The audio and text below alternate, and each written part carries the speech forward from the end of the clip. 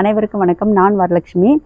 5 star கிச்சன்லேருந்து உங்கள் வீட்டு kitchen வரைக்குமே ஒரு ஒஸ்டான இன்க்ரீடியன்ஸை யூஸ் பண்ணிகிட்ருக்கீங்க. அது என்னன்னு பார்த்தீங்கன்னா heavily processed oil.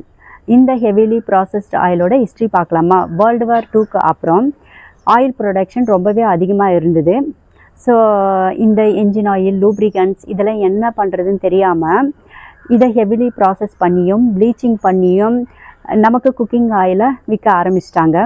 Obesity, sugar, hypertension, cold, cough போன்ற காமன் ப்ராப்ளத்துக்கு கூட இந்த ஹெவிலி ப்ராசஸ்ட் ஆயில் தான் ஒரு பெரிய காரணமாக இருக்குது. ஸோ நம்முடைய ஆயிலை தீர்மானிப்பது நம்ம சமையலுக்கு யூஸ் பண்ணுற எண்ணெயின் குவாலிட்டி, அதாவது தரத்தை பொறுத்து தான் இருக்குது.